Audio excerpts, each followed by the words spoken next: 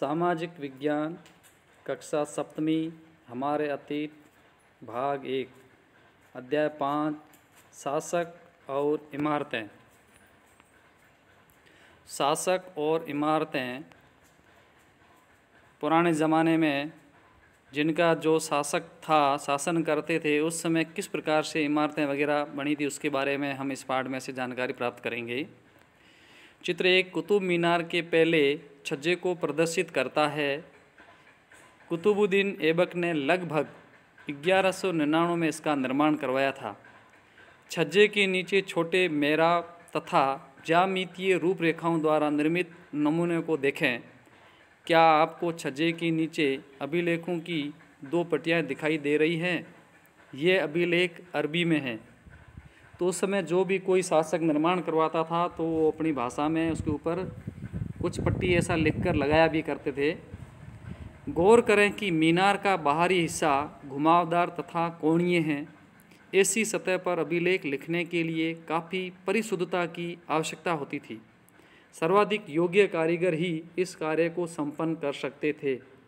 याद रखें कि 800 वर्ष पूर्व केवल कुछ ही इमारतें पत्थर या ईंटों की बनी होती थी। 13वीं शताब्दी में कुतुब मीनार जैसी इमारत का देखने वालों पर क्या प्रभाव पड़ा होगा। 8वीं और 18वीं शताब्दियों के बीच राजाओं तथा उनके अधिकारियों ने 2 तरह की इमारतों का निर्माण किया।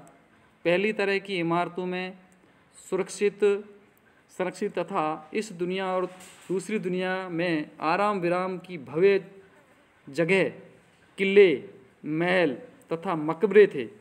दूसरी श्रेणी में मंदिर, मस्जिद, हौज, कुएं, सराय तथा बाजार जैसी जनता के उपयोग की इमारतें थीं।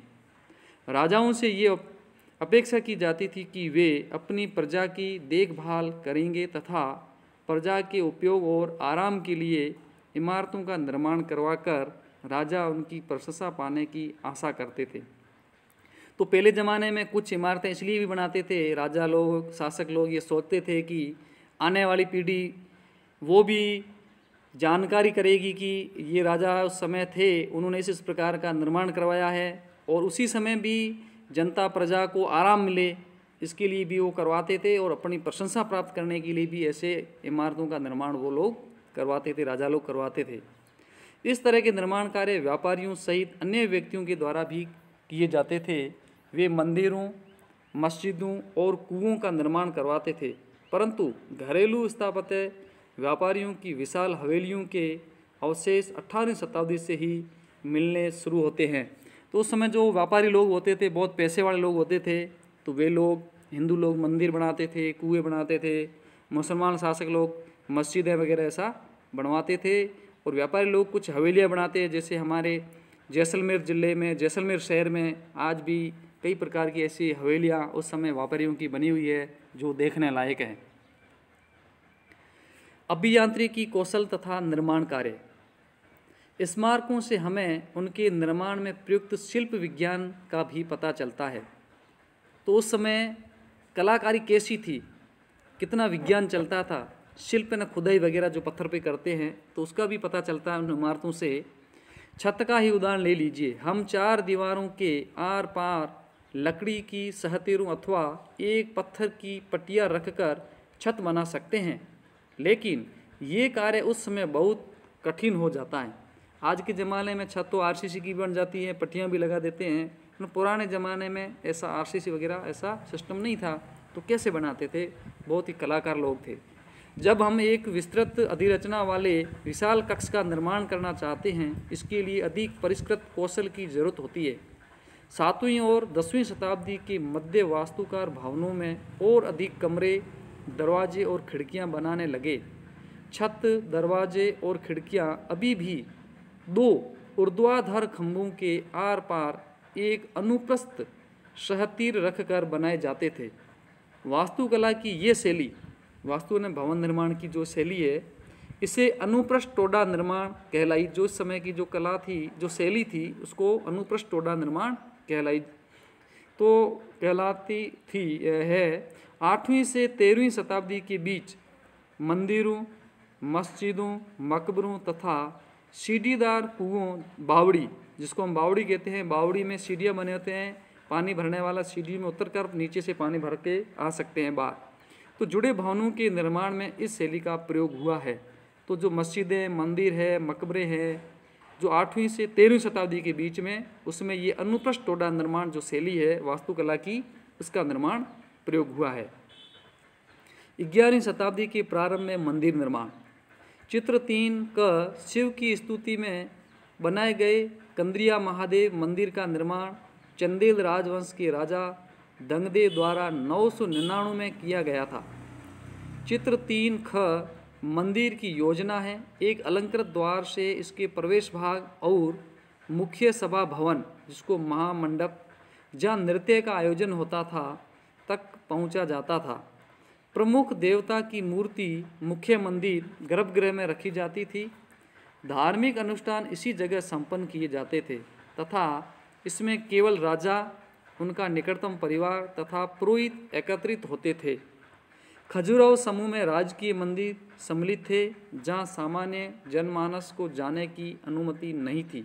ये मंदिर सुपरिष्कृत उत्कीर्णित मूर्तियों से अलंकृत थे। तो वहाँ पे जो विशेष राजा लोग या उनके परिवार वगैरह ऐसे विशेष लोग होते थे, वो ही जा सकते थे।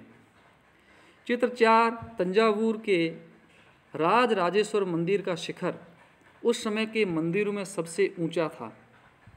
इसका निर्माण कार्य आसान नहीं था, क्योंकि उन दोनों में कोई क्रेन नहीं थी। शिखर के शीर्ष पर 90 टन का पत्थर ले जाना इतना भारी होता था कि उसे व्यक्ति अपने आप उठाकर नहीं ले जा सकते हैं। तो जो ये तंजावुर के राजराजेश्वर जो मंदिर है, उसका शिखर ऊपर वाला जो ऊपरी भाग चोटी है, उसके ऊपर एक बड़ा बहुत भारी पत्थर रखा हुआ, जो शिखर बनाया हुआ, चोटी बनाई हुई है, जो 90 टन की है, 90 टन का पत्थर है। तो उस समय इतनी कोई क्रेन वगैरह नहीं थी, तो किस प्रकार से मजदूरों और कारीगरों ने वहाँ उस पत्थर को लगाया होगा। तो इसलिए इस काम के लिए वास्तुकारों ने मंदिर के शीर्ष तक पहुँचने के लिए चढ़ाईदार रास्ता बनवाया। रोलरों द्वारा भारी पत्थरों को इस रास्ते से ऊपर ले जाया गया। इस काम के लिए 4 किलोमीटर से ज़्यादा लंबा पथ तैयार किया जाता था, यानी पथ यानी मार्ग। तो उस मंदिर के ऊपर इतना भारी पत्थर रखने के लिए सीधा तो चढ़ा नहीं सकते हैं, इसलिए मंदिर की दूरी से लगाकर करीबन 4 किलोमीटर से वहाँ से उन्होंने ऐसा ऊंचा तिरछा रास्ता बनाना शुरू किया और उस पत्थर को ऐसे लुढ़का कर 4 किलोमीटर से लाकर उस मंदिर के ऊपर उसको स्थापित किया और फिर उस रास्ते को हटा दिया, जिससे चढ़ाई बहुत खड़ी न हो।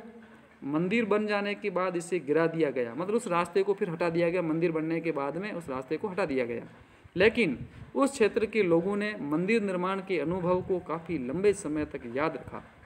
आज भी मंदिर के पास के एक गांव को चारूपल्लम, जिसका शाब्दिक अर्थ है चढ़ाईदार रास्ते का गांव, तो उस मंदिर के कारण उस गांव का नाम भी चढ़ाईदार रास्ते का गांव, चढ़ाईदार रास्ते का गांव इसलिए पड़ा क्योंकि उस मंदिर के शिखर पर पत्थर जो 90 टन का रखना था, उसके लिए उन्होंने 4 किलोमीटर जो तिरछा रास्ता बनाया था चढ़ाईदार, इसीलिए उस गांव का नाम भी चढ़ाईदार रास्ते का गांव ऐसा पड़ गया। 12वीं शताब्दी में 2 प्रौद्योगिकीय एवं शैली संबंधी परिवर्तन दिखाई पड़ने लगते हैं। अब 12वीं शताब्दी में 2 प्रकार से और शैलियाँ हैं, उसमें परिवर्तन हुए दिखाई देते हैं। नंबर 1 है दरवाज़ों और खिड़कियों के ऊपर की अधिरचना का भार कभी कभी मेहराबों पर डाल दिया जाता था। जो खिड़कियाँ और दरवाजे बनाए जाते थे, ऐसे घुमावदार मेहराब जिसको कहते हैं, तो वास्तुकला का ये चापाकार रूप था, गोल ऐसे चाप के अनुसार। नंबर 2 निर्माण कार्य में चूना, पत्थर, सीमेंट का प्रयोग बढ़ गया। अब 12वीं शताब्दी में आते आते चूना, पत्थर और सीमेंट का भी प्रयोग लगने लगा, उपयोग किया जाता था। ये उच्च श्रेणी की सीमेंट होती थी, जिसमें पत्थर के टुकड़ों के मिलाने से कंक्रीट बनती थी। इसकी वजह से विशाल ढांचों का निर्माण सरलता और तेज़ी से होने लगा। चित्र 6 में निर्माण स्थल पर एक नज़र डालें, जो हमारी पुस्तक में चित्र क्रमांक 6 है, उसको देखें। महत्वपूर्ण प्रश्न, कुतुब मीनार का निर्माण कब व किसने करवाया था? प्रश्न 2, अनुप्रस्थ टोडा निर्माण शैली किसे कहते हैं? प्रश्न क्रमांक 3, कंद्रिया महादेव मंदिर का निर्माण किसने व कब करवाया? प्रश्न 4, चारूपल्लम गांव का शाब्दिक अर्थ क्या है? प्रश्न 5, 12वीं शताब्दी में कितने प्रौद्योगिकी एवं शैली संबंधी परिवर्तन दिखाई पड़ने लगे?